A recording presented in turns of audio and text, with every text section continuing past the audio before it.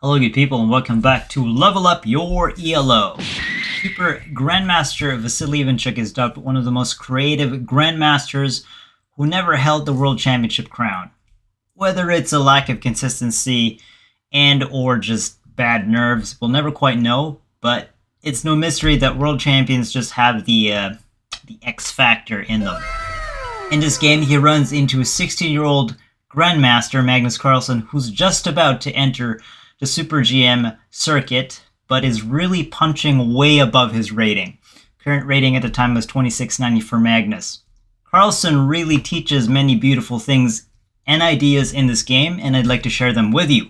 Let's boost our ELO. Let's get it. Round 1. Fight! So this game took place in Linares, Morelia in Spain in 2007. Magnus is only 16 years old and only rated 2690 against Vasily Ivanchuk, one of the more established Super GMs, I believe, of Kasparov's generation. Here he plays as white. Oh, and before I begin, and before I forget, if you do like this content, please leave a like and sub. You have my gratitude. Let's get started. Magnus starts with a d4, knight to f6 by the opponent. c4, g6. We can kind of see where this is headed. Is it a King's Indian, or is it a Grunfeld? Knight to c3, d5. We're headed for a Grunfeld defense for black. After takes, hits on e4. You could see that white has a center. Black has a fianchetto in the dark diagonal. Bishop to g7. And then white plays bishop to c4. The idea is rapid development. Leave the center for white. White player's Magnus. And then attack the center indirectly. So Magnus opts for knight to e2, avoiding any ideas of the pin, and if there's a bishop here, you simply boot it away. Knight to c6, bishop to e3, just maximizing central tension while developing. Just Magnus plays the standard stuff, nothing fancy. Castle king, both complete their development, and we have knight to a5 here, bishop to d3. Now, if you're kind of new to chess, you don't want to push this pawn for a couple of things and a couple of reasons. After retreat here, it doesn't do much good for your position to give up the center, because now you have two central squares or central pawns for white that's too strong, and really you have to keep the tension. So Vasily Ivanchuk is a super grandmaster and plays b6. To allow for the bishop to develop there on bishop to b7. Rook to c1, takes. Magnus already prepped the open file by putting his rook there. e6. Now just defending and occupying d5 there. Magnus shuffles the queen, strengthens this diagonal, moves the queen to the second rank, queen to d2. Bishop to b7, and here the precipice of what to do for white. There is an awkward knight there, which could be transferable. And both the black and white kings have completed their development. Black's position is not shabby, has control of the fianchetto setup. What does white do here? Magnus, likely part of this line, plays h4. It looks like you're giving away a pawn, but what he's doing is trying to create another distraction to just poke through black, the kingside defense there for black, or against black, to just ruin the structure before making erroneous pawn pushes that kind of diminishes the power of the central squares that he controls. And mind you, that pawn is poison, so if black takes, you hit the queen. And the thing is, the queen can't retreat, obviously.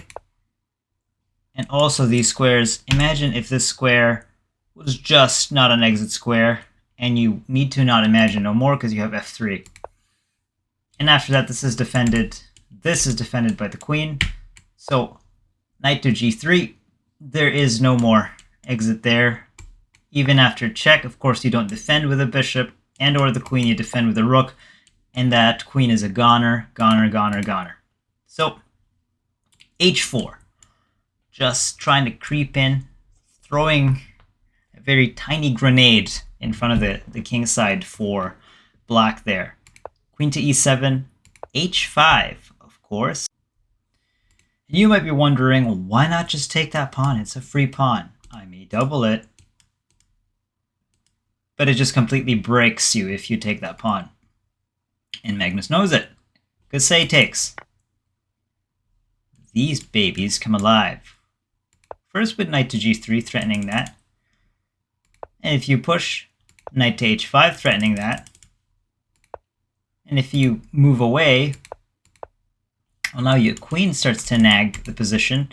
And although these bishops are cowering or covered by the pawns, they will come alive quickly, easily with, say, a push on e5, and then queen checks here. Just very bad. And if you try to stop it, as you can see, by taking that pawn, you've committed, not horrible crimes, but you're committed to defending what a wild position it would be. So simply takes, you take, sacrificing the bishop there, and after that, simply check, and the game is over. You get rolled, basically. So after h5, Vasily ignores that, but that's a nagging threat, because now you got this idea. By simply trying to exchange rooks, now Magnus maintains attention by now pushing another pawn that attacks f6 and attacks d6, and now pushes here later are just grave because this is attacked twice. Vasily counters, or rather exchanges, there's no counterattack here, takes and tries to dilute the position. Magnus agrees, let's dilute the position. But I want you to look at the position very, very carefully. And it looks so simple, but it's just a brilliancy of young Magnus. Look at the piece placement. He has more territory. This knight is grim because it's at the it's grim because it's the corner. The bishop is encased looking at granite. What about Magnus's pieces? I'm going to stop after I've drawn all this. You have bishop really active here, and a knight ready to spring into action. So now you have bishop to g5. Bishop to f6. Ideas here, and this pawn will be your graveyard. Knight now reactivated. Magnus plays this. He's trying to nag the weak squares here, and he finally gets what he wants. He is in Magnus. This push allows for the attack of g6 twice.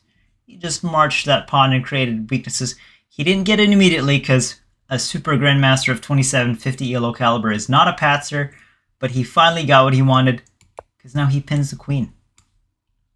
And guess where that bishop is? It's blocked by this pawn on e6. It's an okay bishop. Actually, it's a bad bishop. g5. Remember, guys, when I said if you take here, hell breaks loose? And it does. Because after that, knight to h5, being attacked. And if you take, then you have queen to h5. We're going to mark as brilliant move, threatening a mate, which if you try to prevent, it's mate in 1. And if you take here, you get a check, you take, and it's mate in 4.